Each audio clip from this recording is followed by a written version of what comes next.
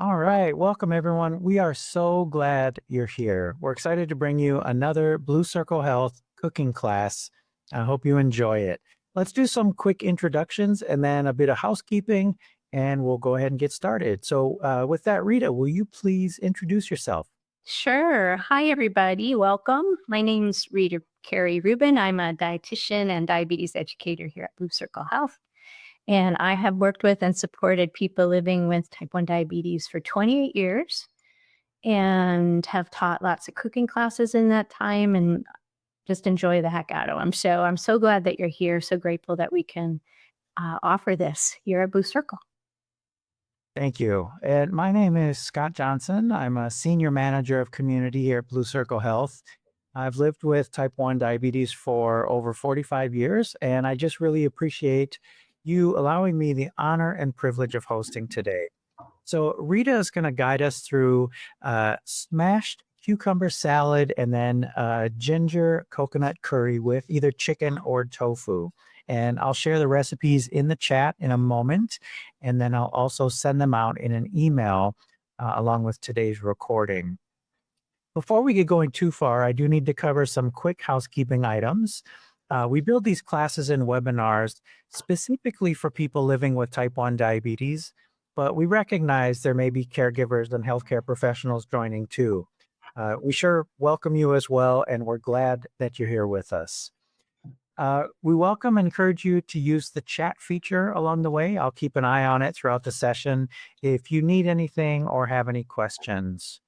This session is being recorded, and participation in this event is completely voluntary and may reveal your identity and any identifying information that you share with other group members. For example, comments in the chat and during discussions.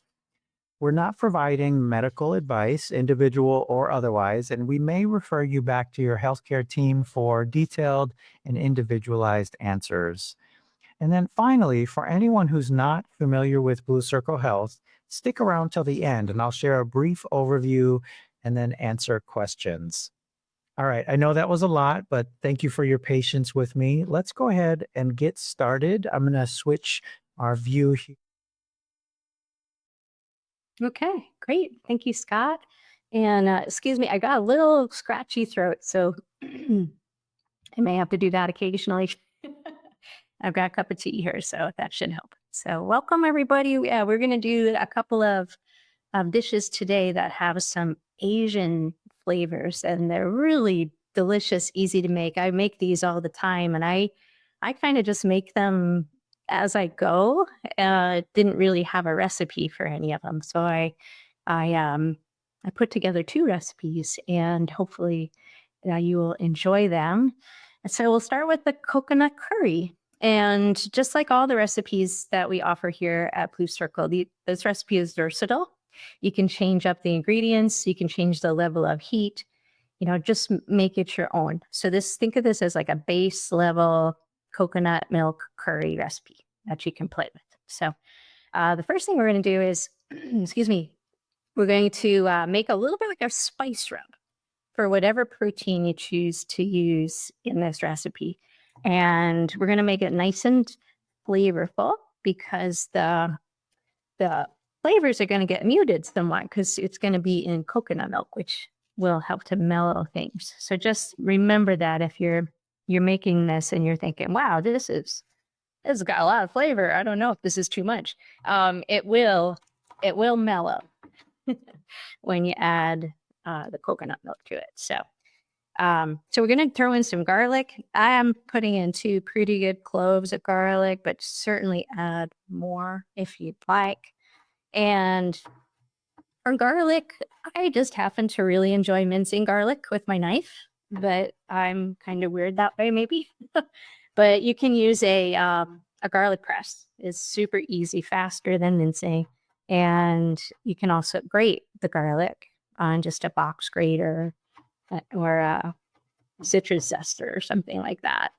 And because we're going to cook up this garlic, it's going to be in a broth. We just don't want it to be super big chunks, but they don't have to be super, super tiny either. And just remember that when you when you cut garlic for a recipe, the smaller the pieces, the more garlic flavor will infuse into your dish. So just a couple things to think about depending on what you're looking for. So there's a couple of cloves of garlic. I put this in my bowl. And the next thing is some nice ginger. And the ginger I am going to grate. It's a little more fibrous than garlic, and it's kind of a little bit of a pain in the neck to grate it. I mean, to mince it. And a couple ways you can peel garlic. You do want to peel it, and you can just take your knife, which I'm going to do with this recipe, and just peel off the skin like that, which is a little faster, but you might lose a little more ginger that way. Or you can take a spoon and just scrape the skin off the ginger. It's really quite thin and soft. And so you can kind of get into it. It's a little more of a maybe a in the moment meditation here when you're using your spoon to take the skin off the ginger. So whatever you're feeling like, if you want it to be a little bit faster, or if you've got a knob that's kind of a pain, just use your knife to slice that skin off. What do you guys like to use ginger for? It's an herb, but I guess you would call it an herb. Really, it's a root, right? But call it a spice, I guess. And I use it a lot in cooking because I really like the flavor. And I'm just using a box grater here. And I am going to try not to scrape my knuckles for this. I've certainly done that many times. But yeah, it's an incredibly nutritious and medicinal spice with anti-inflammatory action mostly. That's one of the biggest things. Good for your belly. I don't know if you've ever had ginger tea, if you had upset belly. It can help with that. Or ginger if you're a little seasick. Can help with that. But it's a lovely spice, lovely spice. So I'll cut slices of ginger sometimes and just infuse them like in a pot of grain, like rice or something. And while it's cooking, and then that rice gets a nice gingery flavor. And I don't necessarily eat the ginger; it just infuses the flavor into it. I also just make ginger tea. I cut slices of ginger and let it steep in hot water. And that's lovely.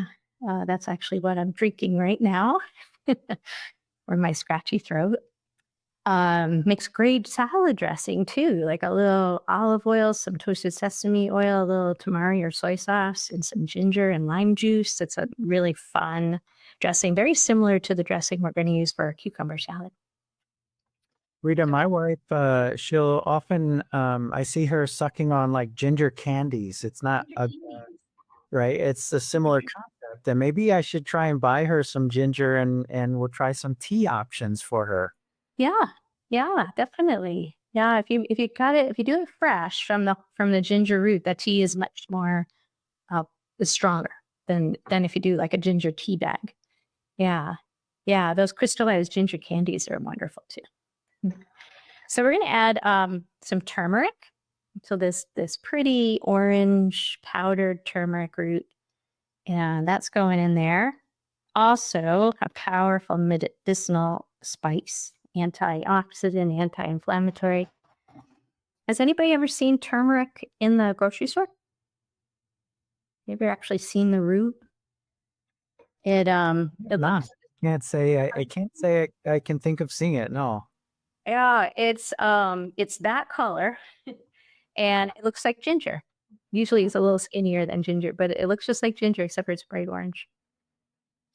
And turmeric has a compound called curcumin, and it is the kind of the medicinal part of turmeric. That's that anti-inflammatory part.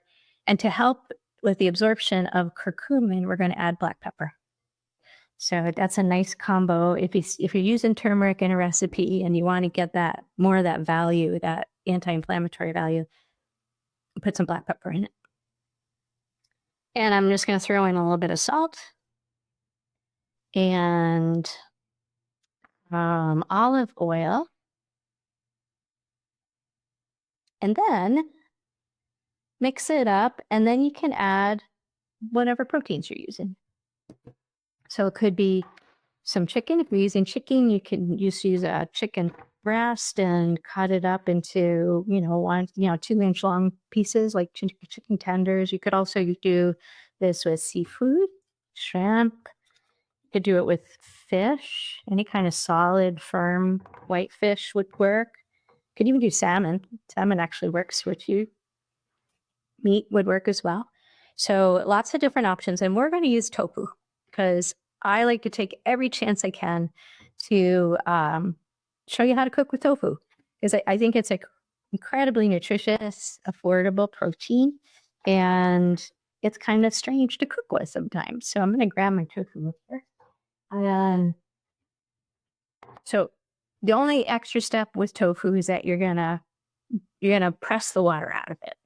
Because tofu comes usually in a container that looks like this these days. And this is extra firm. And it there sits in water. Or if you happen to, have a food co-op nearby, sometimes they still sell it in big 5-gallon buckets of water, which is what they used to do back in the day. And but you want to drain the water out of it, or at least get some of the water out of it, because it's so full of water that it doesn't brown very well or saute very well. And if you're not going to do that, don't worry about it. You don't have to press it. But like us, we're going to saute it. So we're going to press the water out. So what I did is just cut the tofu into slabs about a 1/2 inch thick and put it on a kitchen towel, and then put another towel on top, and then put a plate over it and set it in the fridge. So this has been in the fridge for a couple hours, and it feels nice and dense and dry. 20 minutes will do it too. The longer it sits, the drier it gets. So I'm just going to turn on my little mini stove over here and heat up this oil.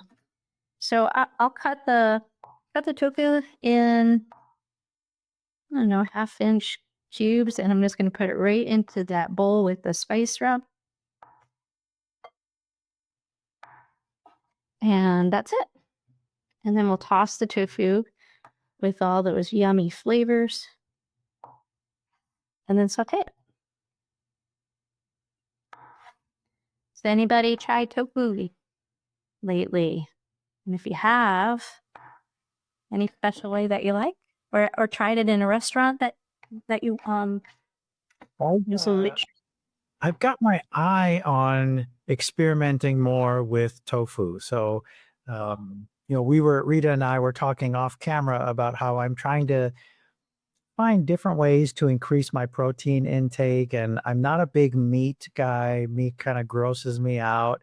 But tofu is something that I think I could learn to enjoy. But I've always been a little bit intimidated by the cooking process and didn't know how to prep it and things like that. And so I've actually learned so much through you, Rita, and watching these classes that I'm thrilled that you're using tofu again today.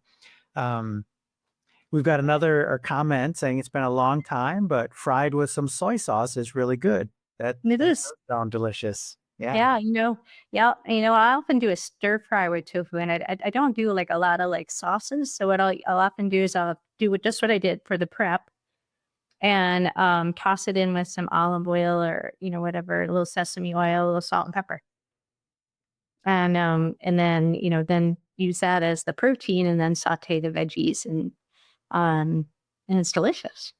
So it just soaks up the flavor whatever you're cooking it with, really. And soy has a little bit of a flavor, I think. And maybe some people are better at picking up on that flavor than others, but I find that it's relatively neutral. And it does take really well to strong flavors, like everything that was in this bowl. And so, yeah, and a wonderful source of protein. It's made from soybeans. It's the way they make it is you cook up a bunch of soybeans, you press out the solids, and you get like milk, like soy milk. And then they add a coagulant. Usually it's calcium based, and that basically turns it into like a cheese. And then they press it into the blocks, and that's basically it. And the longer you press it, the more firm it gets. So you can also buy soft tofu, which hasn't had much time in a press. It's got a lot more moisture content. And that's it. It's a great source of calcium too. Yeah. So if you're not doing dairy for calcium, tofu can be a really good. Really good. Rita, can you talk a little bit about, do I understand correctly that you get the different firmnesses of tofu based on what you're cooking? And one recipe might call for an extra firm, where another one might call for a softer one. Yeah, exactly. Usually, if I'm doing some sort of saute like this and I want the tofu to hold its shape, I'll do an extra firm almost always. At the very least, a firm. But if I'm gonna do maybe a sauce, then I would do a soft or a smoothie. Oh, tofu's great in smoothies. You just use the soft kind, and it's a great blender because it makes the smoothie really smooth and it doesn't add much flavor to it. Sounds great. I'll have to try that. Yeah, yeah. So while that's cooking up, I'm just going to cut up some accoutrement here to our curry. And again, the curry is really simple.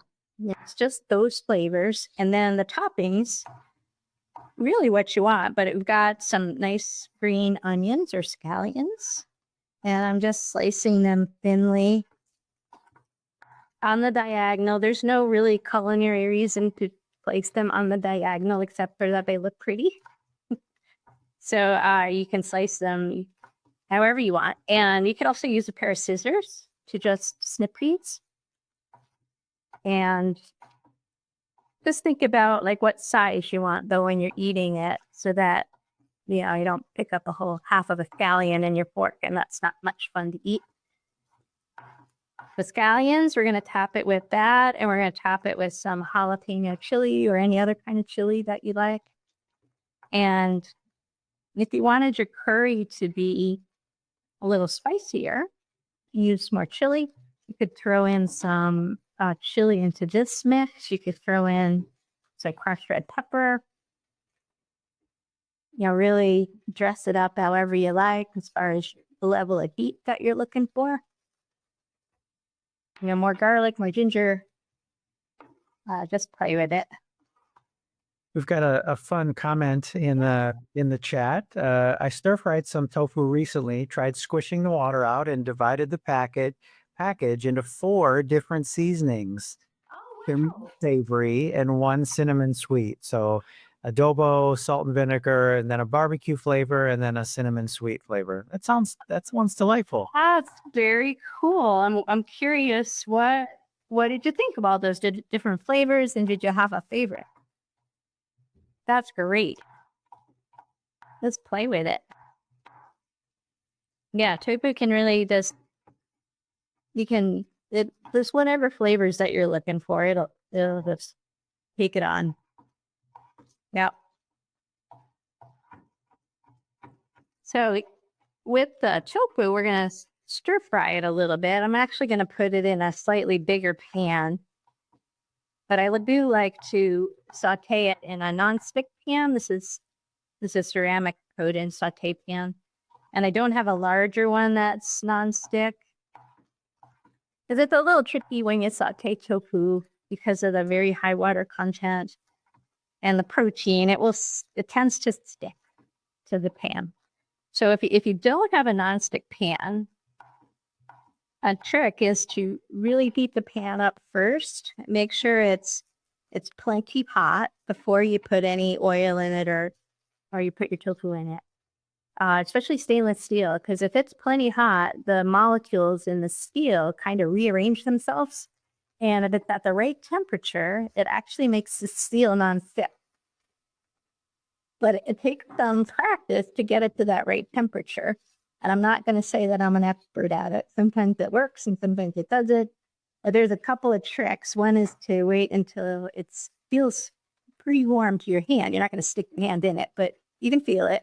And then you put your oil in and the oil shimmers, and then you put your tofu in right after that. That usually works.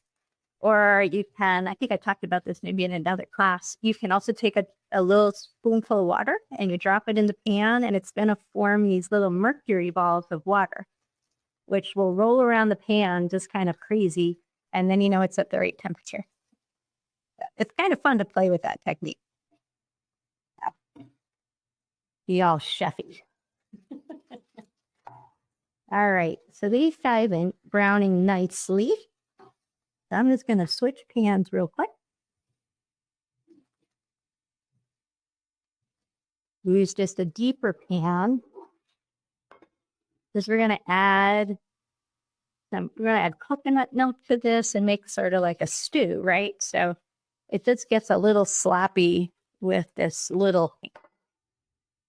much tofu. So so I've got some coconut milk, and coconut milk is very nutritious. You can use the lower fat if you want, or regular. You may notice, depends on what you notice with diabetes, with type 1, if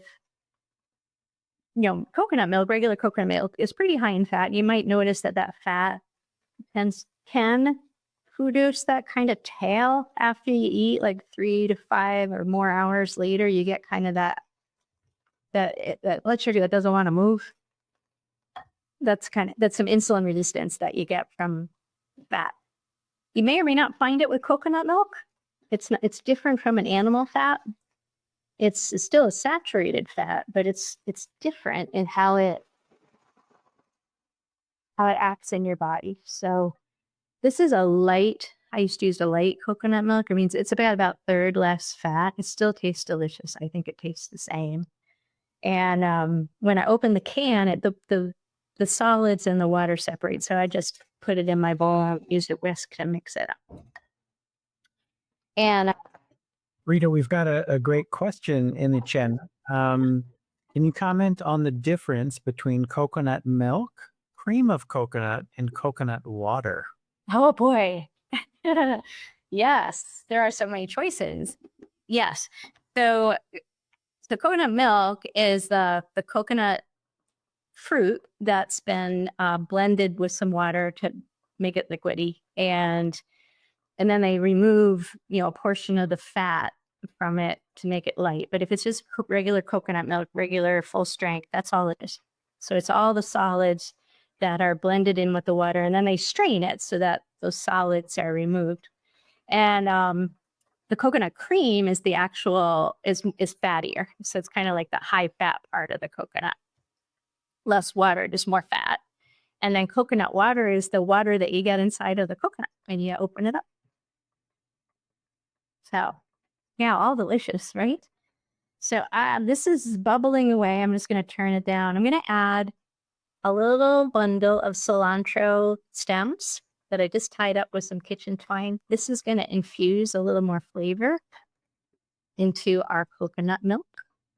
Just a little trick. Any kind of herb that you want to infuse flavor into a liquid, a stew, a soup, or whatever.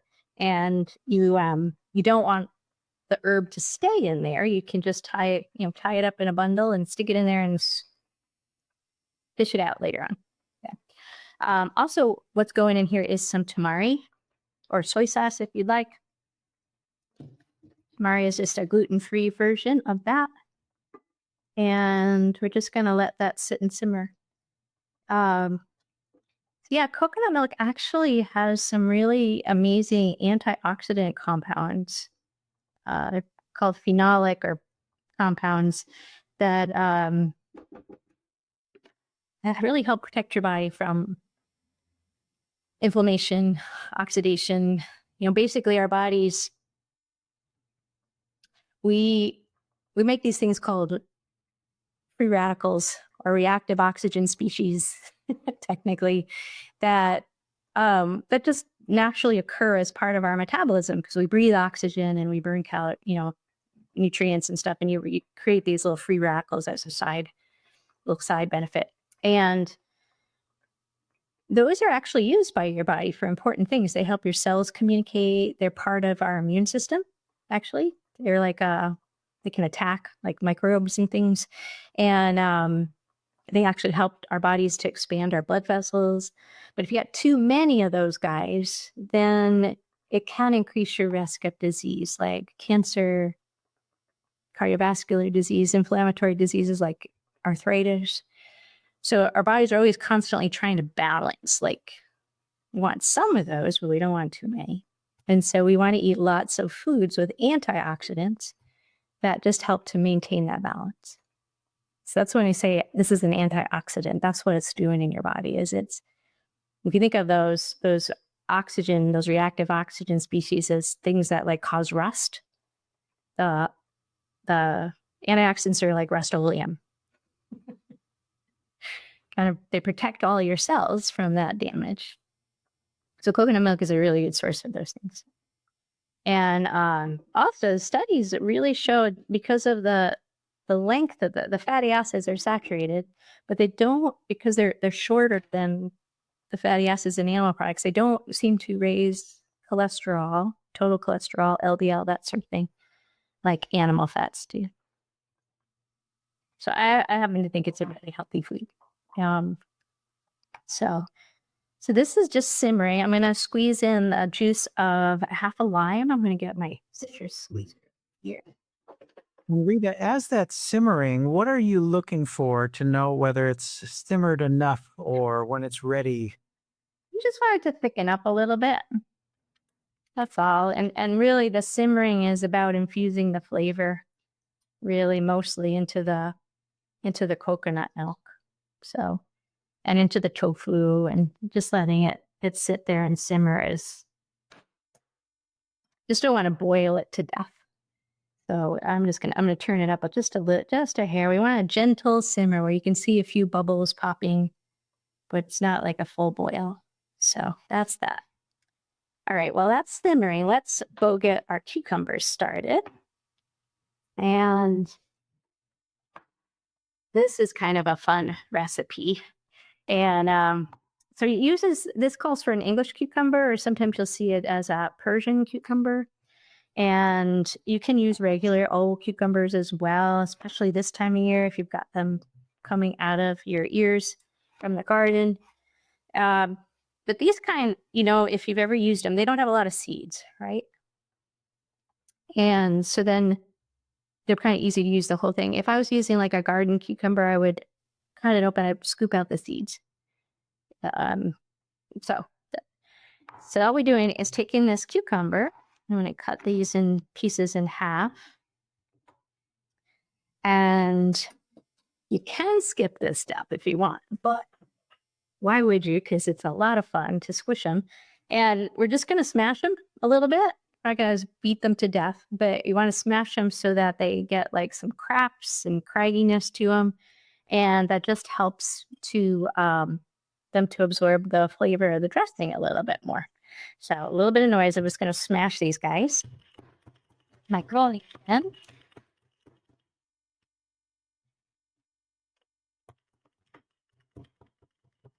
So yeah, I'm not beating it to death, but I'm beating it up enough. Yeah. So yeah, just squishing it a little bit. And that just opens up the cells in the cucumber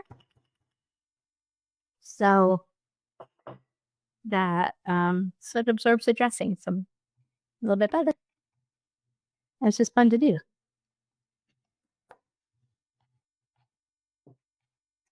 Cucumbers are not terribly nutritious. I mean, they're not super nutrient dense. They don't have like a lot of vitamins and minerals and things in them. Oops, did I lose you, Scott? Let's see. There, okay. My screen just went off for a second, but we're good. We're good. Okay. But they are a really good source of water. So if you've got some challenges staying hydrated, cucumbers can really help a lot. I mean, they're 95% water. So it can be a great addition. They're also, I think I love them because they're crispy. And if I'm looking for something crispy and salty and I don't want a potato chip, I can make my cucumbers nice and salty. Maybe throw a little vinegar on them, and then they're like, salt and vinegar chips. So yeah, I don't know. I just happen to like eating them. I think they're really delicious and refreshing. Let's see if I can make room over here. Does anybody have a garden? Do you have cucumbers still growing? It might be kind of towards the end of the season now, depending on where you are. We have a fun comment. She says, I was so curious about the title of the recipe, smashed cucumbers. I was worried it might resemble a cucumber I left in the fridge too long. Yeah. Oh, it's so easy to do that, isn't it? You put them in the crisper and then you forget. Yeah, that's fun. Yeah. I must admit, I fished a few of those out here recently, so it's kind of a bummer. So got a dressing and kitchens over here. And they are quite similar to what went in the curry, which I'm going to think is done. I'm just going to turn that off. So I've got some ginger, grated ginger, and I've got some garlic. And I'm going to put some olive oil and, there you go, olive oil and tamari in there. And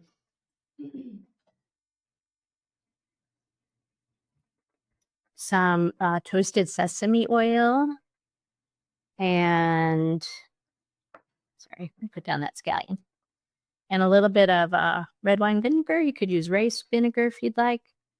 I just didn't have any rice vinegar, so I use red wine vinegar. It's just pretty interchangeable there.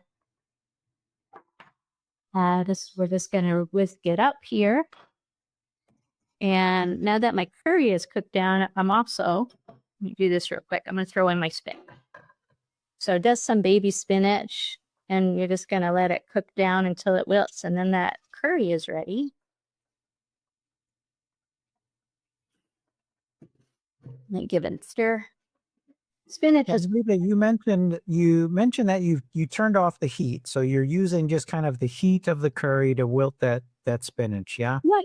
Yep, or you can keep it at a simmer, but I think that there's enough heat in here that that's going to just wilt it just fine. So, yeah, it doesn't take much with the baby spinach, right? To wilt it. It's such a tender green. You can play with the veggies here. So I made this earlier in the week with cabbage. Green cabbage is really great. And what I did is I didn't throw the green cabbage in last minute. I sauteed it with the tofu because it takes a little bit longer to cook. We could also throw in, as winter's coming and you want something more hearty, you could put in cubes of sweet potato or cubes of maybe some winter squash, like butternut squash or kabocha squash or pumpkin. Pretty traditional Asian vegetable right there. Pumpkin. And just, I would saute it with the tofu. You could also put in potato, like just regular potato. That's actually what I really like to eat this with, is some potato. Or you can also eat it with a rice or a quinoa or a noodle, if you'd like, if you want some starch with it. Or you can have it without the starch. Plenty delicious. That's my dressing for my cucumbers. I'm just going to toss that on there and stir it around. It smells so good. I am in love with toasted sesame oil. The smell is just so incredible. And so I've got that nicely dressed, and we'll throw on some sesame seeds. Where's this at? Some nice sesame seeds. Adds nice little flavor and crunch. And I'm going to steal some of these scallions, throw those on there, and a little bit of cilantro. That's it for the cucumber salad. It's super easy. You could add, sometimes I'll add like a thinly sliced red bell pepper for a nice color. If you like a ripe jalapeno, like a nice beautiful ripe jalapeno, if you want some extra spice, That goes really well with that, and it's really pretty. That's our cucumber salad. And then let's scoop out some of our curry. Show you what that looks like. And I'm just going to scoop around that cilantro. And that's it. Super easy.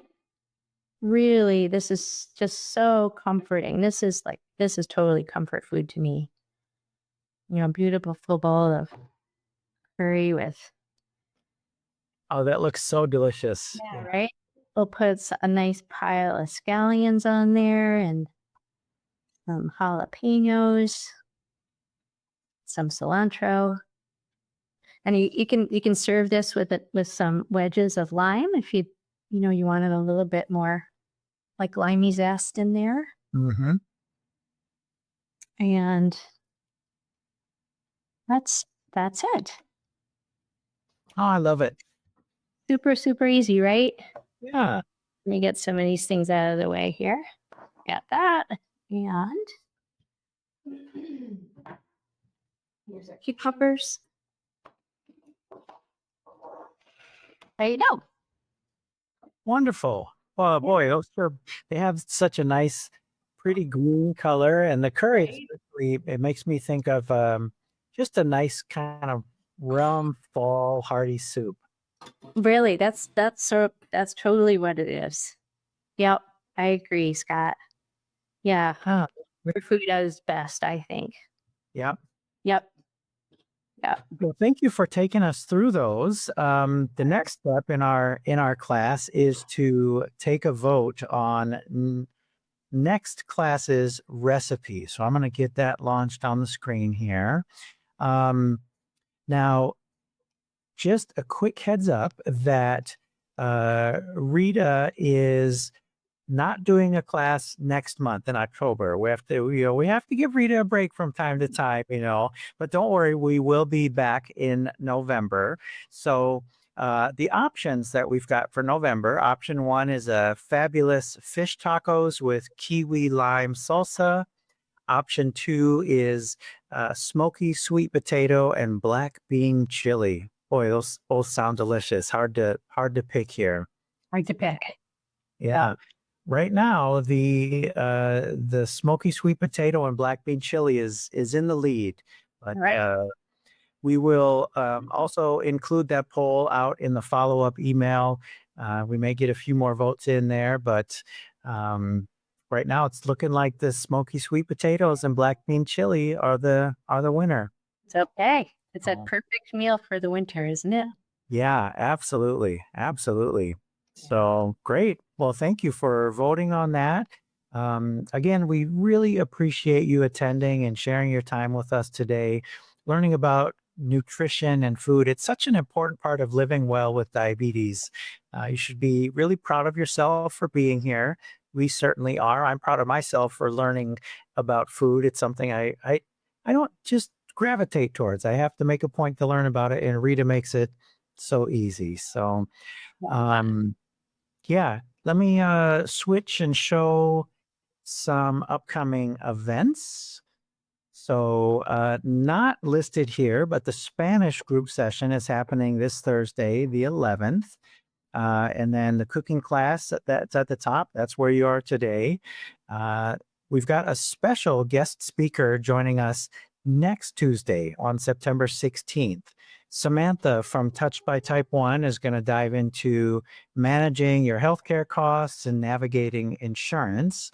And speaking of Touched by Type 1, their free annual conference is coming up on September 20th for any of you who are in or near Orlando, Florida. You can learn more about that at their website, touchedbytype1.org. And then we have another special guest coming on the following Tuesday, September 23rd, where we'll introduce you to Diatribe, another amazing organization in diabetes. And we're going to be learning more about one of their programs called the Time in Range Coalition. So check out our website events page for more information and to register. That is at bluecirclehealth.org. bluecirclehealth.org/events. And finally, please do share your feedback. Depending on how you joined, you may see a survey once you close out of here or in the follow-up email. We would love to know if this was helpful, what other topics, what other recipes you'd like us to cover. And then for anyone here today who may not already be familiar with Blue Circle Health, I'm going to share a quick 5-minute overview and then stick around to answer any questions. So we will let Rita drop off. And for those of you who are already familiar with us, you can also drop off anytime you like. So with that, Rita, thank you again so much for your time and expertise today. You bet. Always a pleasure, Scott. Bye, everybody. Thanks again. All right. So Blue Circle Health offers free add-on clinical care, education, and support for people with type 1 diabetes. We are a 501c3 nonprofit organization funded by the Helmsley Charitable Trust that works alongside diabetes care teams to support people with type 1 diabetes and extend the care that they already have.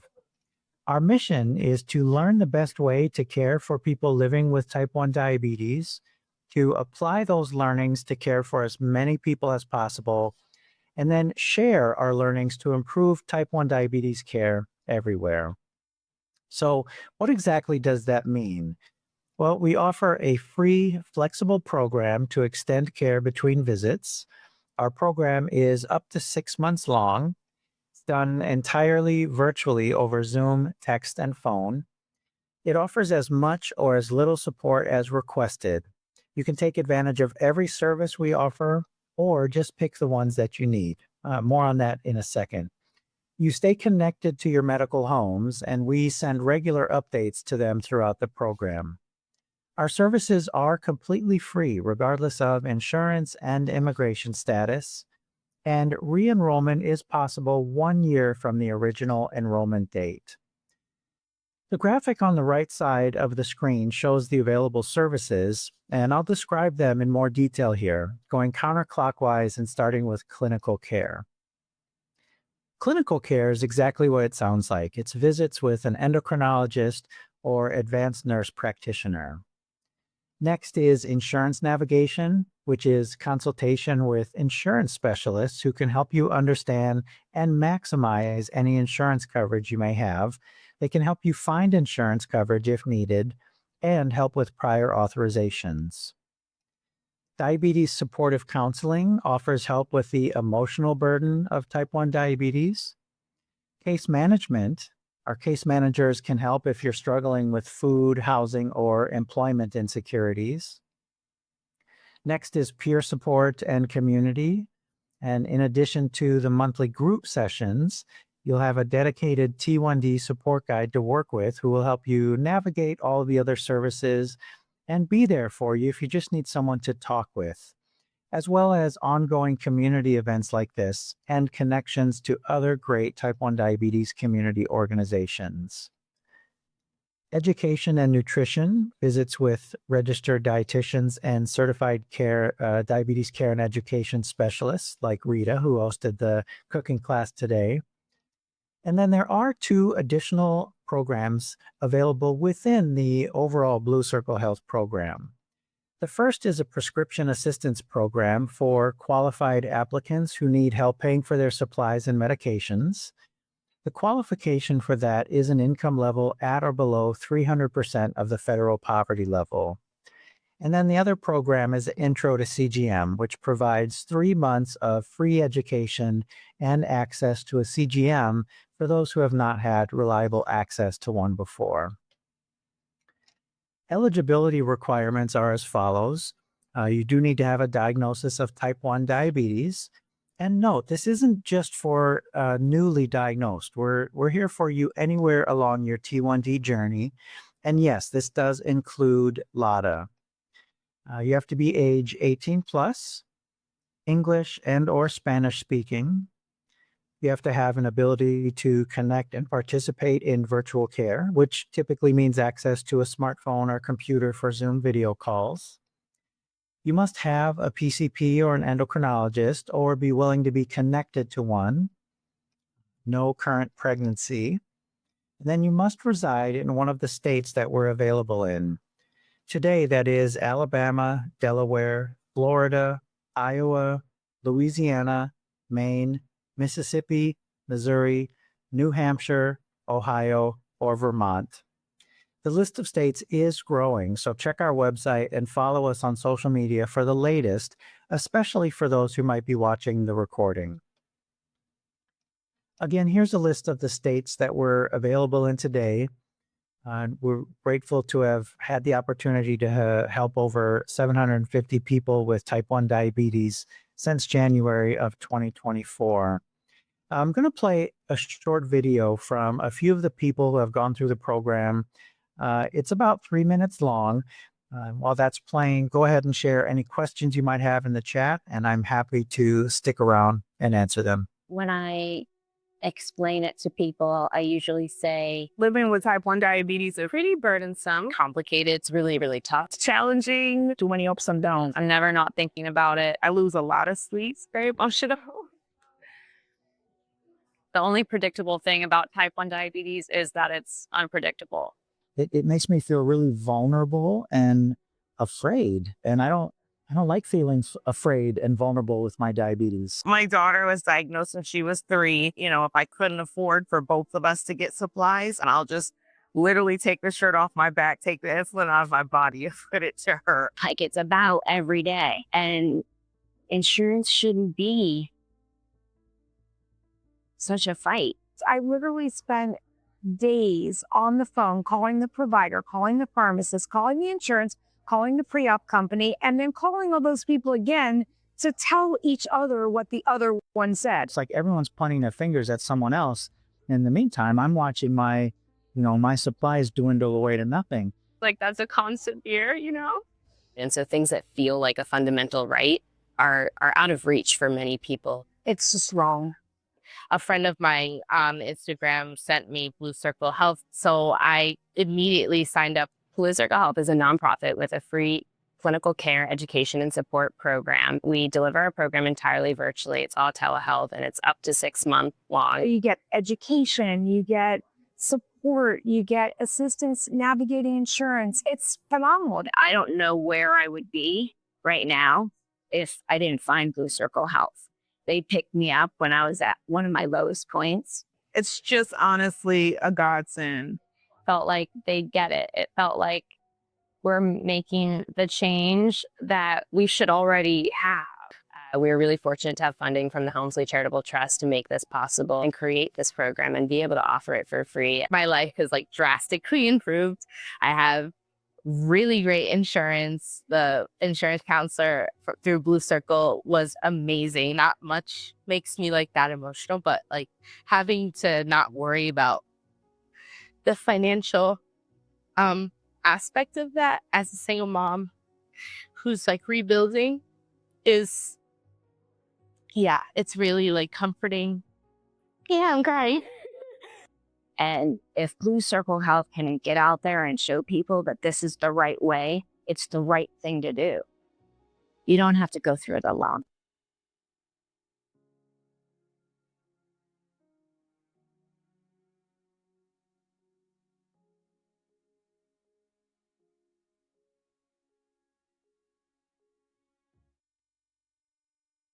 All right. Thanks again for joining today, for watching. If you have any questions, please visit our website at bluecirclehealth.org to learn more and sign up. And there is also an events page, bluecirclehealth.org/events, where you can take a look and sign up for any upcoming community events like this that we have going. So thanks again, and I hope you have a great day.